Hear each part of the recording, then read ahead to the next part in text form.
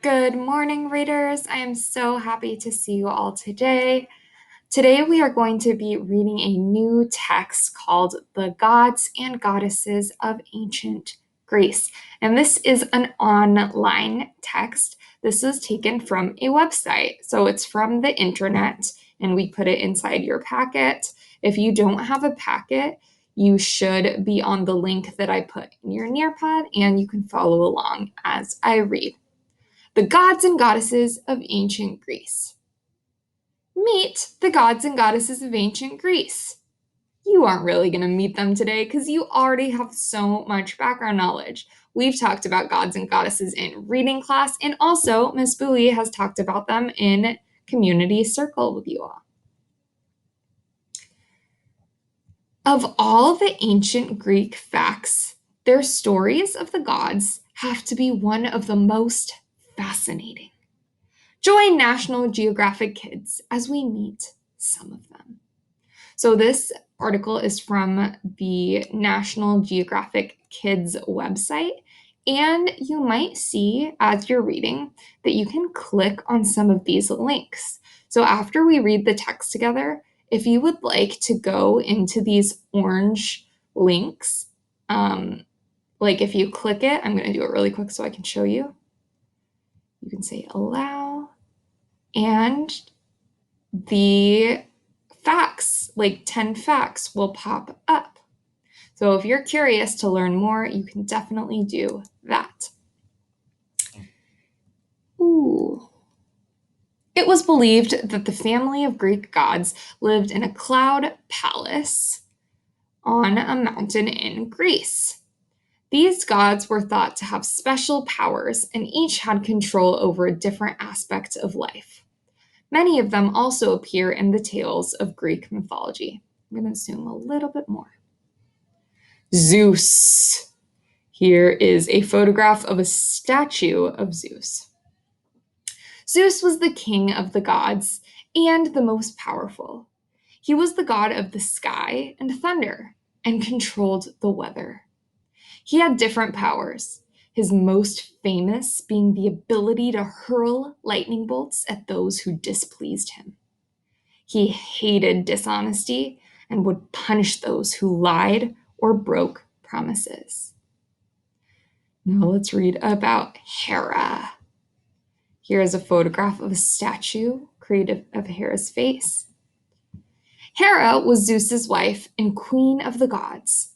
She was the goddess of women, marriage, and family. Hera was well worshipped by the ancient Greeks, and the oldest and most important temples of the region were built in honor of her. Her sacred animals were the cow, lion, and peacock. Poseidon. Uh-oh, we are missing a little bit of text here. Poseidon was the god of the sea and earthquakes. Although one of the gods of Mount Olympus, he spent most of his time in the ocean. His weapon was a trident, which was said to be so powerful it could shake the earth and shatter any object. He had a reputation for being bad-tempered and moody, and would seek revenge on those who angered him. This is a little ad right here, so we can just skip that because this is from website. Aphrodite. Aphrodite was the goddess of love and beauty. The Greeks believed Aphrodite was created from the... Not sure, from the... I think I know though. We learned that she was created from the ocean, from the sea foam of the ocean. And maybe she's from this place called Paphos, Cyprus. That's in Greece. She was considered the most beautiful of the gods and later married Hephaestus, god of metalwork and fire. Her sacred animal was the dove. Hades. Ooh, I see Hades' three-headed dog here. Hades was Zeus and Poseidon's elder brother. Although a god of Mount of Olympus, Hades rarely left his dark kingdom, the underworld, where he ruled over the dead. Because he represented death, Hades was the most feared of the ancient Greek gods. Some people even refused to say his name. Hades was aided in the... not sure. And he had a dog, a three-headed dog named Cerberus. So this is Cerberus. Sorry, some of this text is missing, guys. Hermes. Ooh, I remember Miss Bowie teaching us about Hermes. He's like the messenger, the mailman of Mount Olympus. Hermes, a son of Zeus, Hermes was the messenger of the gods. He was also responsible for guiding the dead to the underworld. Hermes was said to be the fastest of the gods and wore winged sandals and a winged hat. Ooh, I want to look at those. So the hat has wings and his sandals also has wings, and he's very, very fast. He was also known for his intelligence and wit and would help Zeus with his important decisions. Demeter. Demeter was the goddess of agriculture, vegetation, and crop growth. She was also associated with the seasons.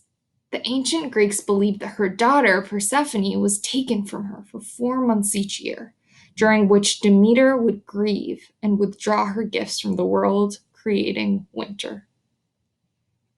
So, like, I remember Miss Bowie telling us that Persephone lived in the underworld with Hades for some time each year. This article says 4 months, and I think Miss Bowie said 6 months. So we have to do a little bit more research and see which one. Or maybe some people believe it's 4, some people believe it's 6. And during the months where Persephone was in the underworld, Demeter was so sad that she would create winter. Apollo. A son of Zeus, Apollo was the Greek god of music, arts, light, and medicine. Ooh, that's a lot of stuff. He was famous for playing the lyre, an instrument a bit like a small U-shaped harp. And he was also believed to have invented the lute, a pear-shaped string instrument. So it looks like he is carrying a lyre right now. And it does look like it's like a U shape. I can see the U right here. I didn't know about the lute, though.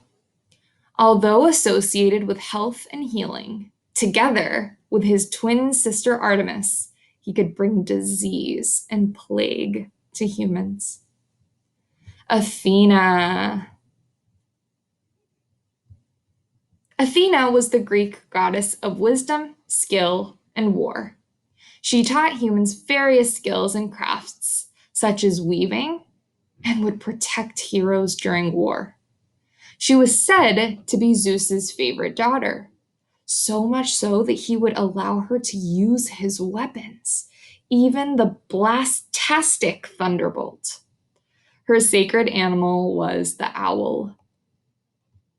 And then this says, do you love reading about ancient Greeks? Then be sure to check out our other fab features. So this is kind of an ad for other articles that might be on the National Geographic Kids website.